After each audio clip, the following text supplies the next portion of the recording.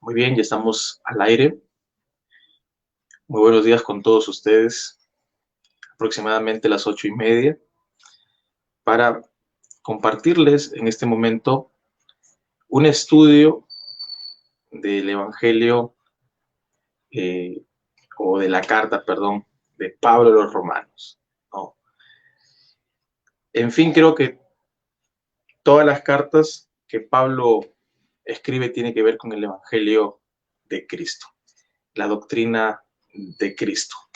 Y todo está escrito para beneficio de la iglesia y para que nosotros podamos conocer a Dios y así amarle. Hoy día, Romanos capítulo 1 nos hablará de muchos temas.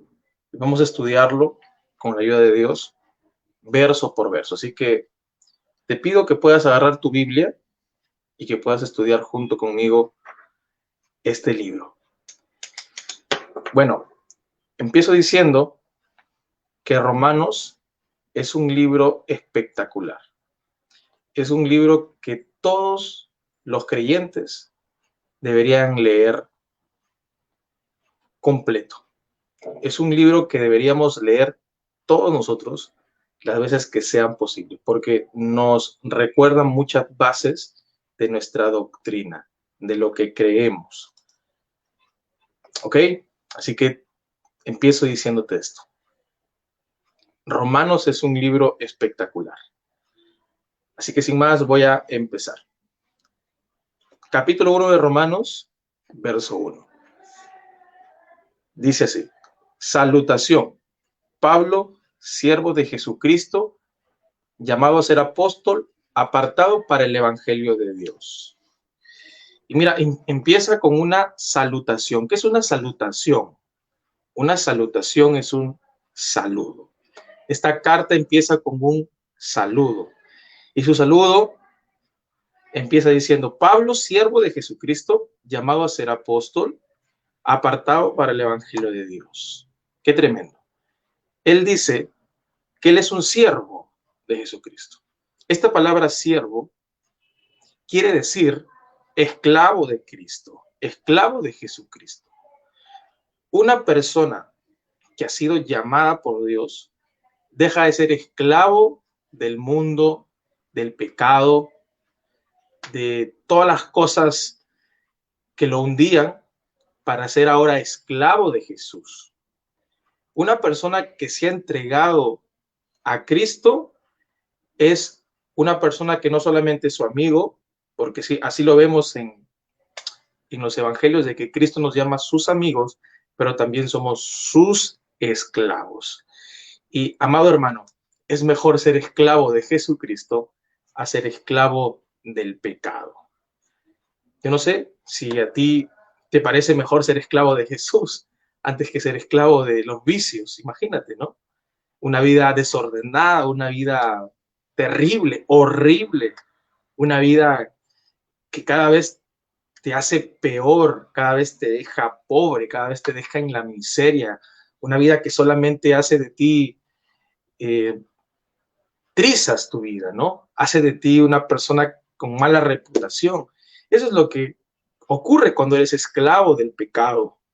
Pero cuando eres esclavo de Dios, cuando eres esclavo de Cristo, tu vida es distinta. Por eso voy a repetir: prefiero ser esclavo de Jesucristo antes que ser esclavo del pecado. Pablo dice, Pablo, ¿no?, siervo de Jesucristo, llamado a ser apóstol, apartado para el evangelio. Un apóstol es una persona que ha tenido un encuentro con Jesús, cara a cara. Y no me refiero a ese encuentro que los cristianos tenemos cuando conocemos a Jesús. Para ser un apóstol, y voy a enfatizar un poquito, ahí no me voy a extender, para ser un apóstol necesitas haber pasado literalmente cara a cara tiempo con Jesús, haber conocido su vida, su ministerio, pero no simplemente leyéndolo o alguna experiencia personal tuya, sino en vivo. Para ser un apóstol, has tenido que caminar con él, has tenido que estar cerca de él, y este título, se podría llamar así, de apóstol, solamente se le da a la gente que estuvo cerca de Jesús. Y solamente fueron 12 apóstoles, escúchame esto, 12 apóstoles. Uno le traicionó, ¿verdad? Uno le traicionó, llamado Judas, y quedaron 11. En Hechos capítulo 1, Hechos capítulo 1, se habla de que Pedro echó suertes para poder elegir al sucesor de Judas, y eligieron a Matías. Tú lo puedes leer ahí en Hechos capítulo 1, cómo es que ocurre esto. Pero Pablo se llama apóstol. ¿Qué pasó si solamente eran 12? ¿Verdad? Porque hay una diferencia entre un apóstol y un discípulo. Y quiero también dejar claro en esto, porque muchas veces la gente dice que Dios, o en este caso Jesús, eligió a 12 discípulos, y no, discípulos, un montón. Habían un montón que seguían a Jesús, y en este caso un discípulo es una persona que sigue un líder, que sigue sus enseñanzas, y había mucha gente que sigue las enseñanzas de Jesús. Pero no todos fueron llamados apóstoles. Habían 12. Bien, Matías reemplazó a Judas.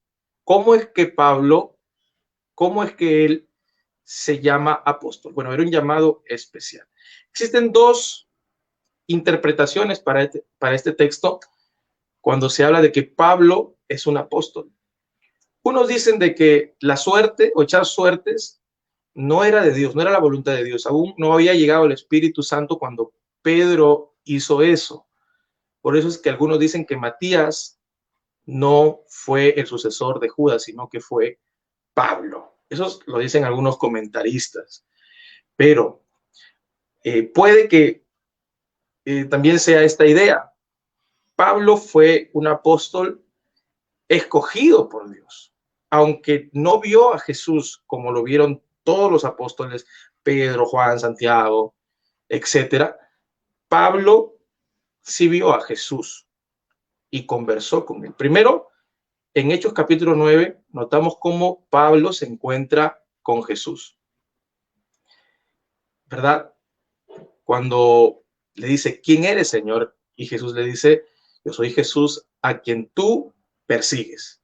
Entonces Jesús se le presentó a Pablo. Y luego más adelante se dice que Pablo mismo escribe de que él recibió por mandato del Señor literalmente ciertas cosas que habían que hacer, ¿no? Como cristianos. Pablo tuvo una conversación directa con Cristo, o sea, recibía revelación directa de Jesús. Entonces, Pablo cumplía los requisitos para ser un apóstol, porque aunque no lo conoció como lo conocieron, repito, Pedro, Juan, Santiago, y etcétera, él lo pudo ver personalmente. Y además estamos hablando de la época de Jesús. Ahora, bueno, Pablo dice que él es llamado, ¿no?, a ser apóstol. Ese fue un llamado directo de Dios. Y me detuve un poco acá porque hay mucha gente hoy en día que se llama y autodenomina apóstol. Es más, escribe en el Facebook, ¿no? Apóstol tal. Bien, quizás lo hacen con una buena intención y perfecto, pero bíblicamente el apostolado simplemente fue para las personas que conocieron directamente a Jesús. Y aunque quizás tú me saques un texto en donde que hay ministerios, ¿no? Ministerio de pastor, profeta, apóstol.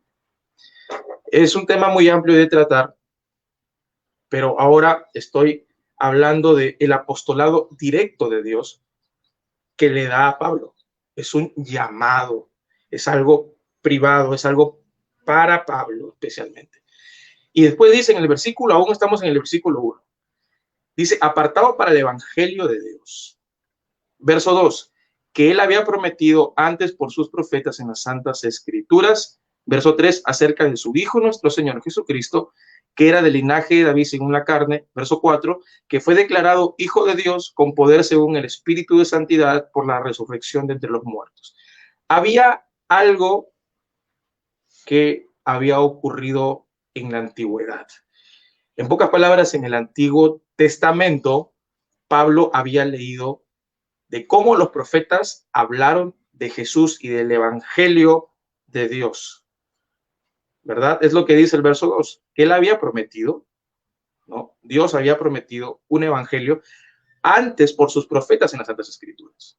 Algunos pensamos erróneamente que Jesús solamente se encuentra en el Nuevo Testamento, en los evangelios, cuando se habla, ¿verdad?, de su vida pública, de su muerte, resurrección y todo lo que incluso conocemos en películas.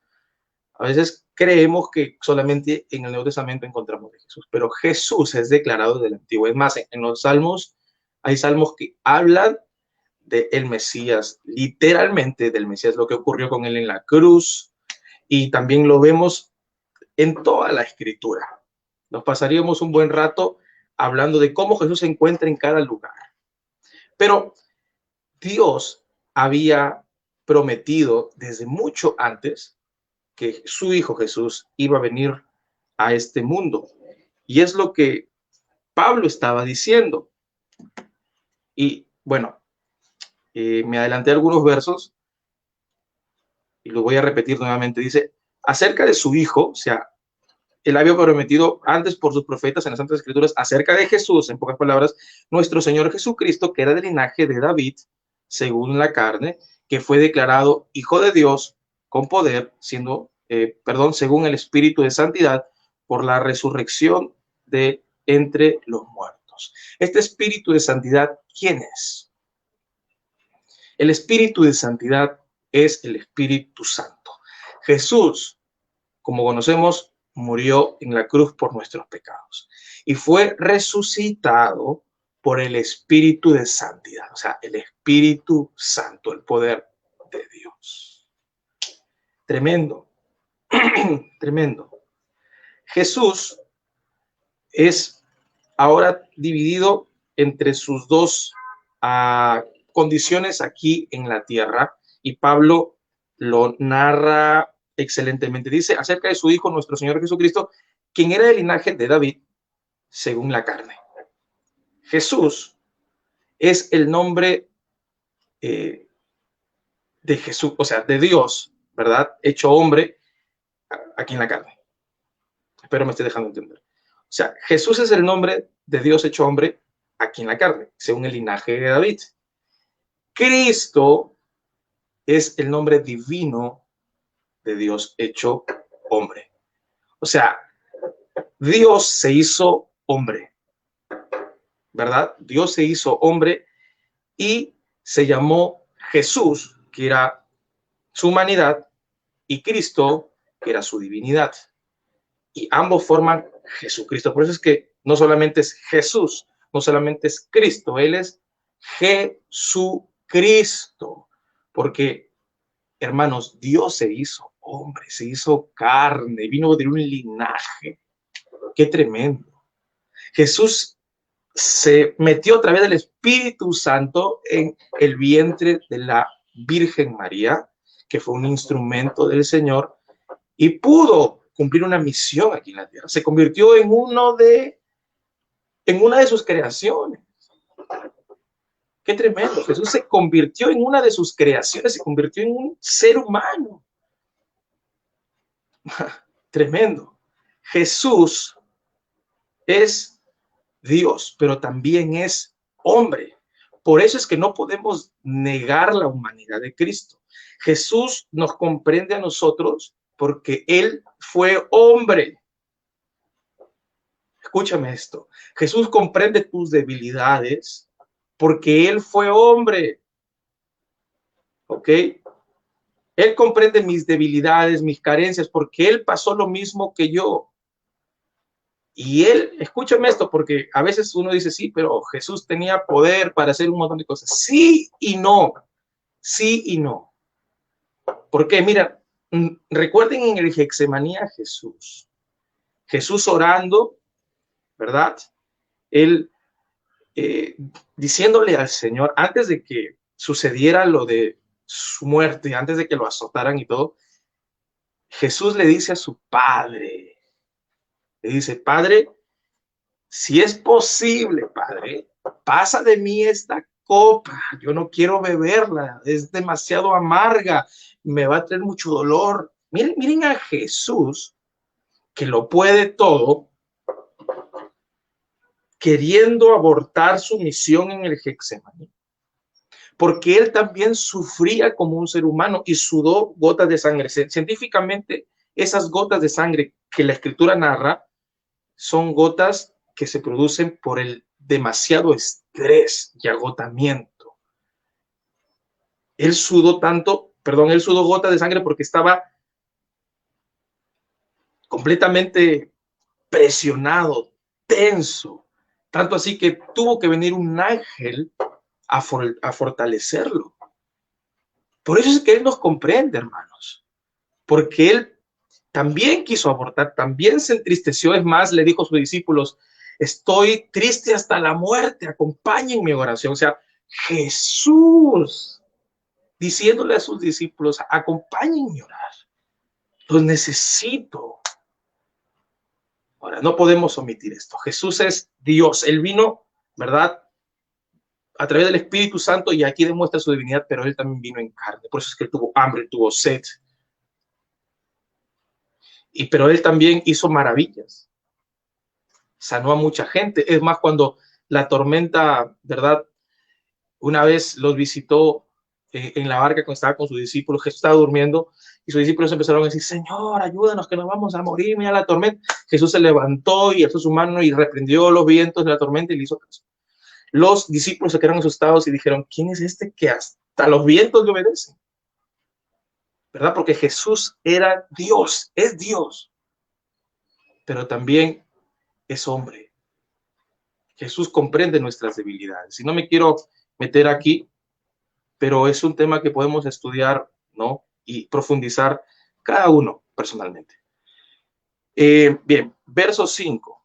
Y por quien recibimos la gracia y el apostolado para la obediencia y la fe en todas las naciones por amor de su nombre. Pablo está diciendo que es Dios a través de Jesús que fue a ellos entregado la gracia. O sea, ellos recibieron la gracia y el apostolado para la obediencia. O sea, todo lo que recibieron, tanto la gracia para la salvación, como la gracia, esa investidura para poder llegar a la gente, pero también el apostolado, ese ministerio, ese llamado, y así, a través de la predicación, a través de esa encomienda que Dios les ha dado, ellos puedan hacer que las personas obedezcan a Dios. ¿Okay? Obediencia a la fe en todas las naciones, o sea, no solamente en tu localidad, en tu ciudad, sino en todas las naciones.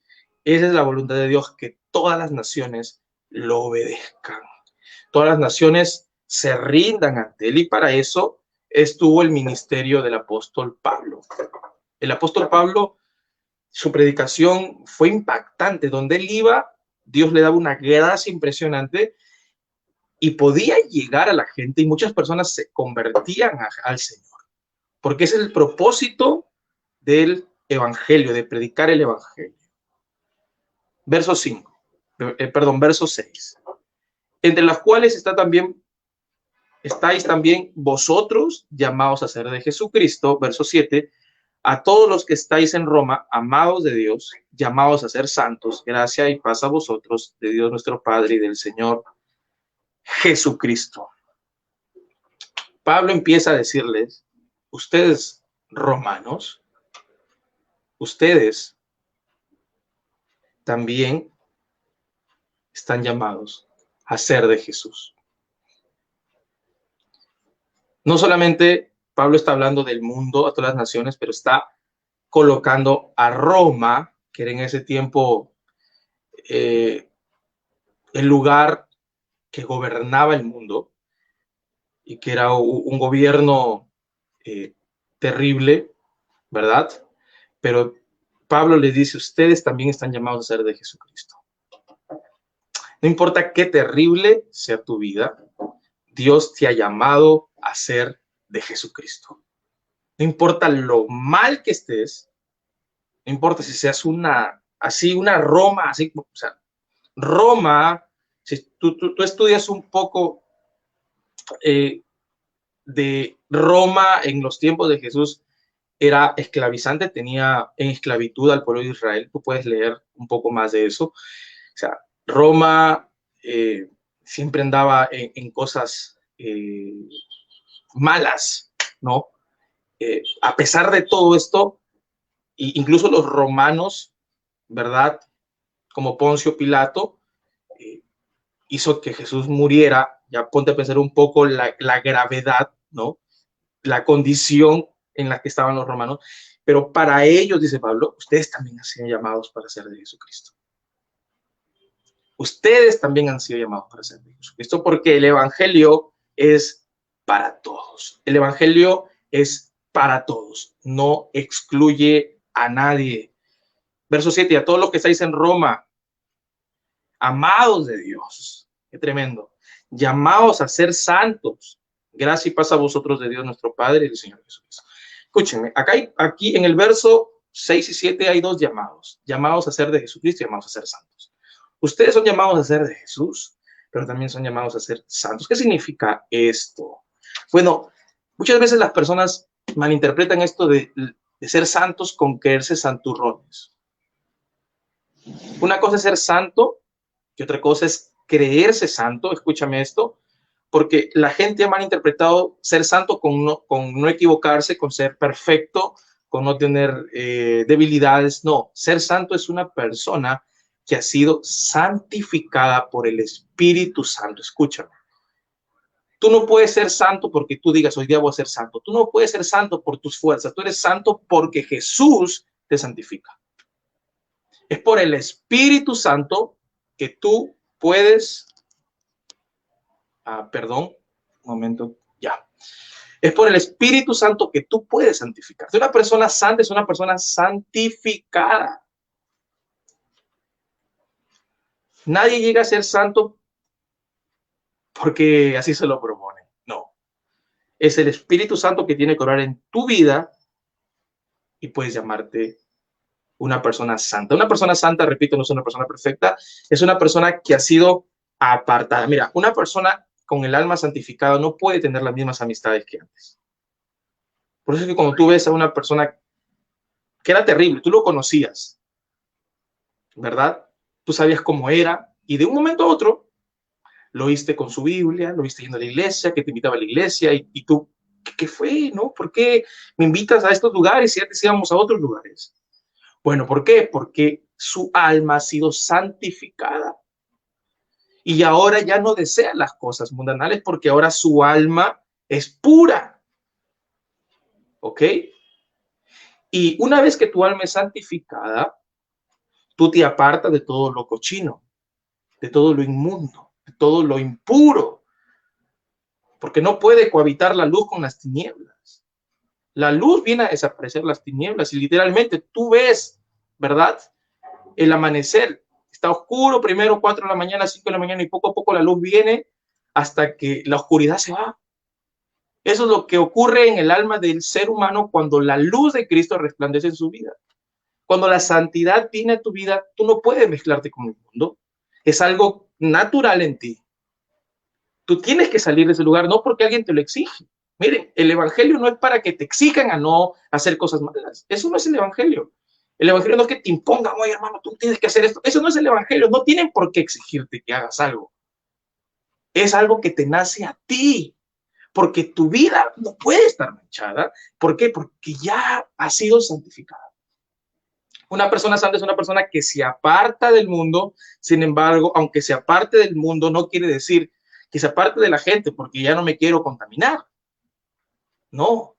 Uno es santo, eres una persona santificada para que las personas ahora reciban a Jesús. Qué tremendo. Es cierto, uno se aparta del mundo, pero no de la gente. Uno se aparta de las conductas mundanales. El mundo va de mal en peor, pero uno tiene que ir a por la gente que está mal. Por eso es que hay una gran diferencia entre una persona santificada y una persona que no ha sido santificada. Si tú aún sigues haciendo cosas malas y vas a la iglesia y cosas así, es que no has sido santificado. O estás en un proceso. Estás en un proceso, ¿verdad? Y el Espíritu Santo tiene que obrar en ti. Tienes que decirle al Señor, Señor, santifícame. Santifícame, necesito quitarme de la mente estas cosas terribles. Es terrible luchar con cosas, pero es porque necesitas ser santificado. Ok, ya no me quiero meter aquí. Bueno, verso 8. Quiero verla ahora. Bien, bien. Ok, vamos a terminar hasta el verso 15. Ojalá que sí la haga en unos minutitos más. No quiero extenderme, ¿ok? Bueno, en el verso 8 hasta el verso 15, ahora hay un deseo de Pablo de visitar a Roma. Dice, primeramente doy gracias a mi Dios mediante Jesucristo con respecto a todos vosotros de que vuestra fe se divulga por el mundo. Pablo diciendo que le da gracias a Dios mediante Jesús con respecto a toda la gente de que o que hace su fe pública. Porque, ¿por qué da gracias a Dios, Pablo? Especialmente porque esa fe se divulga por el mundo. Dice, de que su fe se divulga por el mundo. De que vuestra fe se divulga por el mundo. Porque no todas las personas divulgan la fe. No todas las personas están con el deseo de decir que son cristianos. Es más, hay gente que va a la iglesia, pero que se avergüenza fuera. ¿De qué vamos a entrar ahí? ¿No? Cuando vayamos al verso 16 en adelante, se avergüenza del evangelio, se avergüenza de Jesús.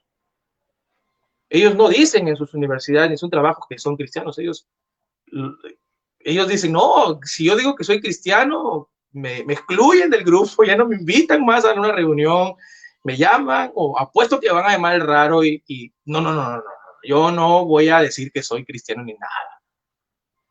Mire, Pablo está diciendo, gracias doy a Dios, leámoslo de nuevo, a mi Dios, con respecto a todos vosotros de que vuestra fe se divulga por todo el mundo. Esta fe que tenían los romanos era una fe que se estaba multiplicando, no es que se quedaba conmigo, ya soy salvo, ya soy cristiano, ya soy santificado, me quedo con mi santificación y mi cristiandad.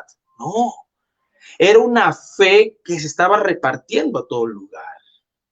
Y Pablo agradece especialmente por estas personas. Verso 9, porque testigo me es Dios a quien sirvo en mi espíritu, en el evangelio de su Hijo, de que sin cesar hago mención de vosotros siempre en mis oraciones. Nuevamente Pablo está diciendo, yo no los olvido en mis oraciones. Es que no se puede olvidar a alguien de personas que están haciendo una labor que no se hace así nada más. Las personas no publican su fe así nada más. Tienes que divulgar tu fe. Y esa gente, wow, eso es tremendo. Esa gente que divulga la fe pueden tener un mes, 2 meses, 3 meses recién convertidos en la iglesia, pero son más, en este caso, valiosos para nosotros que una persona que lleva 10 años en la iglesia y que se olvidó de predicar. Hay que cuidar a esa gente. Hay que orar por esa gente, porque esa gente es valiosa, es preciosa. Pablo dice, yo no me olvido de ustedes en mis oraciones. Y hay que cubrir a esas personas con nuestras oraciones, esa gente que siempre está activa en la iglesia y en la obra de Dios. Pero también dice Pablo, testigo me es Dios a quien sirvo en mi espíritu. ¿Por qué dice a quien sirvo en mi espíritu? Porque Pablo no puede servir a Dios en la carne. No es que no se deba, claro que no se debe servir a Dios en la carne. O sea, viviendo una vida desordenada, una vida sin oración, una vida floja espiritualmente, no se puede servir a Dios en la carne y en tus emociones. No, no se puede servir así. Pero no solamente no se debe, sino que no se puede. Se tiene que servir a Dios en el espíritu, porque una persona que no sirve a Dios en el espíritu se cansa. Grábatelo. Si tú te cansas de servir a Jesús, si tú te cansas de predicar el evangelio, si tú dices, ya no aguanto, ya quiero acabar con esto, ya cuándo se acabará todo. Si tú dices eso, es porque no estás sirviendo a Dios en el espíritu. Pablo dice, yo sirvo a Dios en el espíritu. Yo sirvo a Dios en mi espíritu. Porque es el espíritu quien da fuerza a nuestro cuerpo y a nuestra alma.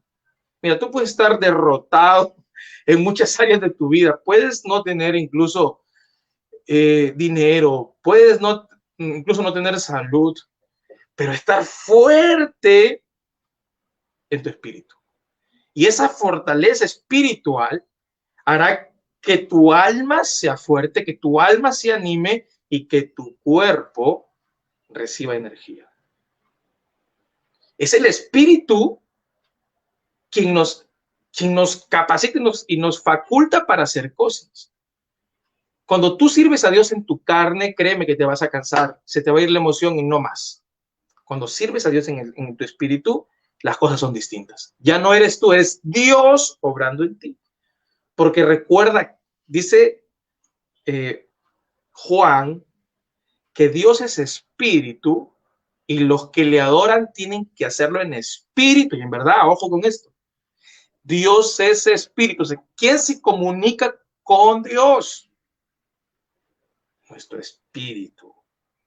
Nuestro espíritu. O sea, cuando nosotros leemos la Biblia, cuando estamos expuestos a la palabra de Dios y cuando oramos, estamos alimentando nuestro espíritu y podemos de esa forma tener fuerza para servir a Dios.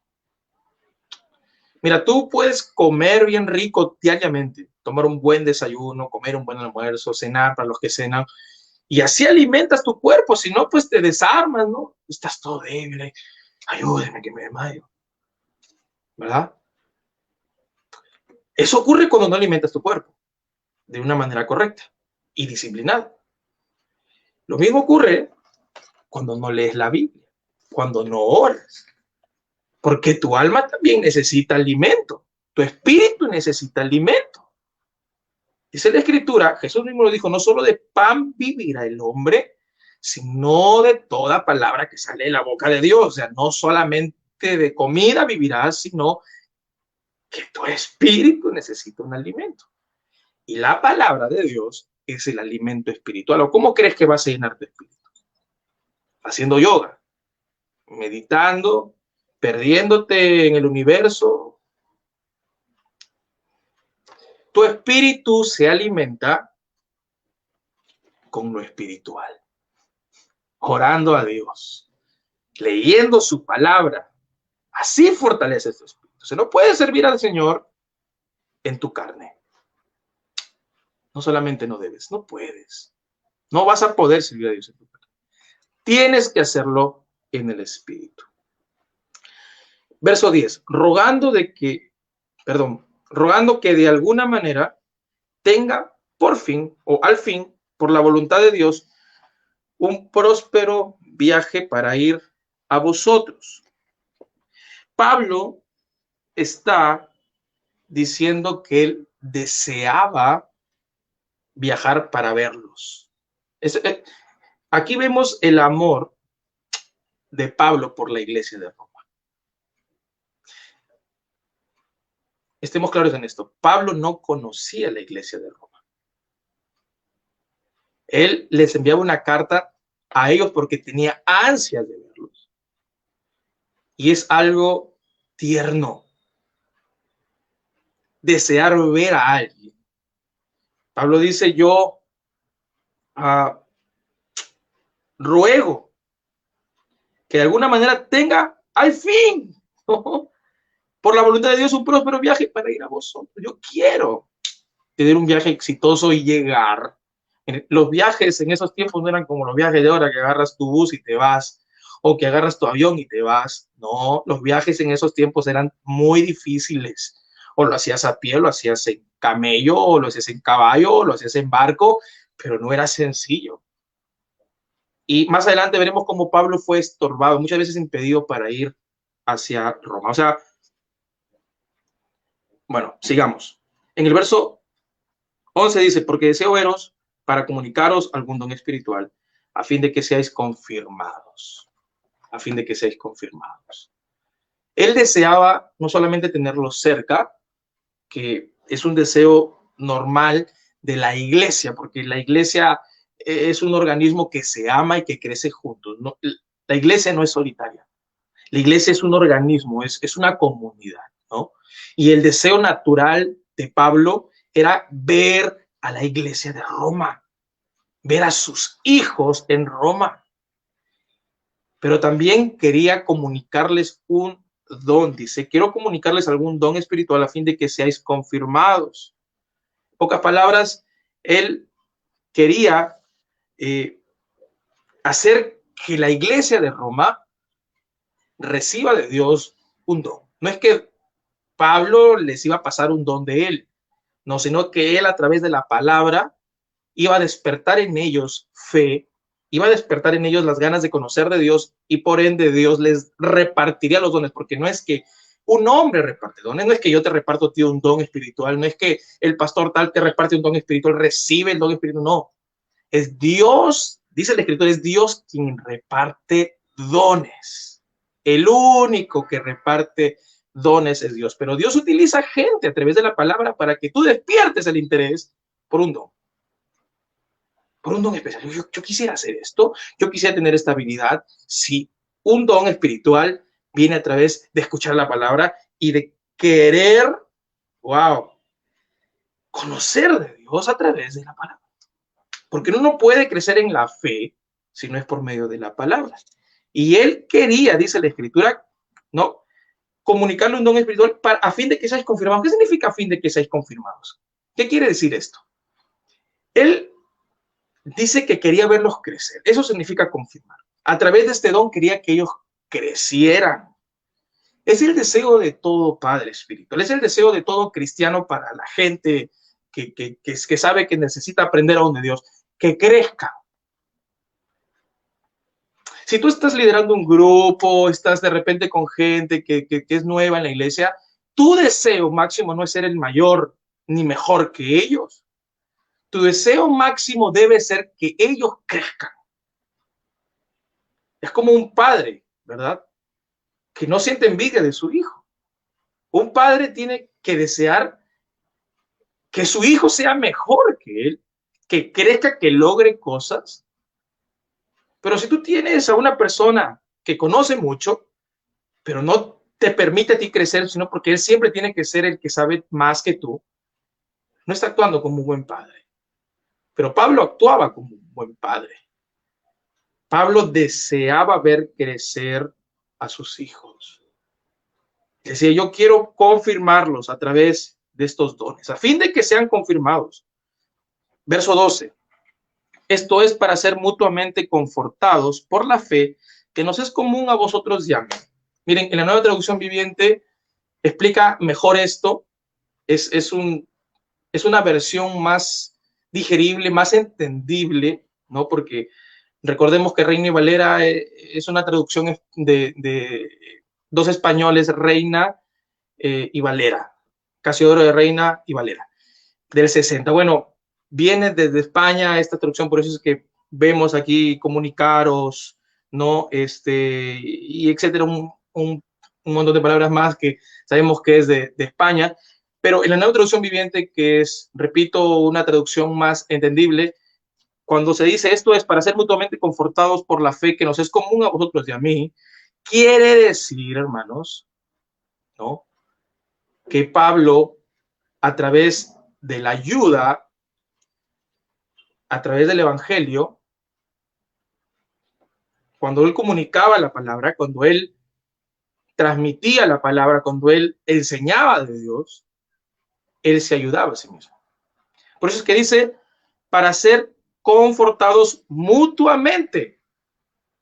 mutuamente por la fe que nos es común, por la palabra, por la creencia en Cristo que nos es común. O sea, Pablo cuando confortaba, o sea, cuando animaba, cuando fortalecía a la gente, él se fortalecía a sí mismo. Esto es tremendo. ¿Ustedes creen que los que predican el evangelio solamente ayudan a la gente que está allí espectadora? No. Cuando la persona está hablando de Cristo y compartiendo de Cristo, también esa persona se está ayudando. Y Pablo, al desear ver que sus hijos crezcan, al desear ver que sus hijos se fortalezcan, él también estaba creciendo y él también estaba fortaleciéndose. Porque todos los que estamos aquí pasamos debilidades, luchas, problemas. Tenemos nuestros problemas personales y necesitamos ser confortados, o sea, fortalecidos por la palabra de Dios. En el momento que yo estoy aquí hablando de la palabra de Dios, yo también estoy siendo animado. Yo también estoy siendo confortado por la Biblia. Dios me está hablando a través de la Escritura, porque Dios conforta, fortalece tanto al que comparte la Escritura como a quien recibe la Escritura. Verso 13. Pero no quiero, hermanos, que ignoréis que muchas veces me he propuesto ir a vosotros, pero hasta ahora he sido estorbado, para tener también entre vosotros algún fruto como entre los gentiles. Cuando habla de que él muchas veces se propuso a ir a ellos, pero fue estorbado, nuevamente vemos el deseo de Pablo de querer estar cerca de la iglesia de Roma. Que él no simplemente dijo, bueno, hoy día me voy a ir y como no pude, pues no me voy. Se dio por vencido a la primera. No. Pablo no se dio por vencido a la primera, sino que se propuso muchas veces. O sea, la primera no pudo. Bueno, lo intentó de nuevo, porque ese es el sentir de una persona que quiere hacer algo. Como tú quieres hacer algo, no te rindes en la primera, sino que lo intentas una vez más y una vez más y una vez más, y tienes fe de que vas a lograrlo. Pablo tenía las ganas de ir a verlo y él se lo había propuesto muchas veces, no lo lograba, pero él anhelaba verlos. Ese es el corazón de Pablo. Cuando tú quieres servir a Dios o quieres hacer cualquier otra cosa y dices, no, a la primera no me salió, así que me voy. Porque en realidad no sientes una pasión y un fuego por lo que quieres hacer. Pablo muchas veces fue impedido, y así tú también puedes ser muchas veces impedido de juntarte con las personas que tú amas, con juntarte con las personas que tú quieres, que tú anhelas ver. Quizás muchas veces incluso se te es impedido por las dificultades de la vida. Pero cuando tú quieres algo, lo haces hasta que lo alcanzas. Hasta que lo alcanzas. Pablo dice, pero hasta ahora me he sido estorbado, impedido. Y él dice, para tener también entre vosotros algún fruto como entre los demás. O sea, el deseo de Pablo era trabajar con ellos, ir a verlos, o sea, disfrutar de la coinonía, de la fe, pero también para trabajar con ellos. Qué tremendo. Por eso dice, para tener también entre vosotros algún fruto. No es que quería que ellos le den dinero a Pablo, no, él quería ver frutos espirituales. Quería juntarse con ellos, trabajar con ellos, avanzar en la obra de Dios y ver frutos, porque el deseo de todo cristiano es ver frutos. Si tú te conformas con lo que tienes, si tú dices, no, nomás, con este grupito está bien, o con esto que estamos haciendo está bien. No. Tú tienes que desear ver frutos, abundancia. Jesús dijo que nosotros debiéramos de dar frutos. No solamente tener ramas, como la higuera estéril, sino dar frutos. Dios es el Dios que desea ver frutos. Y nosotros también debemos trabajar, obviamente, para ver frutos. Porque imagínate, trabajar con el deseo de, no va a pasar nada, trabajo nomás, y sé que no va a pasar nada. Uno tiene que trabajar pensando en los frutos, ¿verdad? Es como que si tú trabajaras con la idea de que no vas a recibir un salario, tú trabajarás así, a no ser que seas, ¿no?, extraño, que se saque la mugre todo el día y que diga, no, no me va a pagar, vengo al trabajo. No, uno trabaja para ver algo, para ver un fruto, una remuneración por su trabajo. Y Pablo, en los frutos de Pablo, la remuneración de Pablo era ver vidas transformadas, vidas convertidas, vidas impactadas por el poder del evangelio. Dice ahora el verso 14, a griegos y a no griegos, a sabios y a no sabios, soy deudor. Pablo se siente deudor con la gente. Qué tremendo. Pablo se siente deudor de predicar el evangelio y tiene que ocurrir lo mismo con nosotros. Tenemos que sentirnos deudores, hermanos. Deudores de que nosotros hemos sido salvos y de lo que de gracia hemos recibido, también de gracia tenemos que dar. La gente necesita escuchar el evangelio. La gente necesita saber de Cristo. Y uniendo el texto 13 con el 14, el fruto es ese. El fruto es llegar a la gente griega como a los que no eran griegos, o sea, todo el mundo, y a la gente sabio como a los que no eran sabios o intelectuales o gente iletrada, porque el evangelio, repito, no excluye a nadie. Verso 15, así que en cuanto a mí, pronto estoy a anunciaros el evangelio también a vosotros que estáis en Roma. Ahora nuevamente repite las ansias por ir a la iglesia de Roma, anunciarles la palabra y hablarles de Jesús. O sea, ese era Pablo. Lo repite. Yo voy a ir, yo tengo ganas de verlo. Ese era Pablo. Pablo dijo, imítenme a mí así como yo imito a Cristo. Pablo lo único que estaba haciendo era imitar a Jesús. Y si nosotros somos de Jesús, tenemos que imitarlo a Él. Tenemos que imitar lo bueno. Tenemos que imitar lo saludable. Amén. Tenemos que imitar lo saludable. Bien, hasta este tiempo hemos terminado, ¿verdad? Son 15 versículos que se ha hablado. Más tarde, Dios mediante, voy a seguir con el capítulo 1, ¿no? Lo que resta del verso 16 hasta el verso 32, que hay dos títulos impresionantes, que uno es el poder del evangelio, la culpabilidad del hombre, y espero verlos más tarde. Compartan, etiqueten, comenten y estén esperando el aviso de más tarde. Quizás pueda conectarme, y si no me conecto más tarde será mañana, pero de que terminamos hoy día o mañana el capítulo 1 de Romanos lo terminamos y vamos, escúchenme esto, vamos a terminar todo el libro de Romanos, ¿ok? Todo el libro romano vamos a estudiarlo porque así vamos a alimentar nuestro espíritu. Que Dios me lo bendiga. Un abrazo.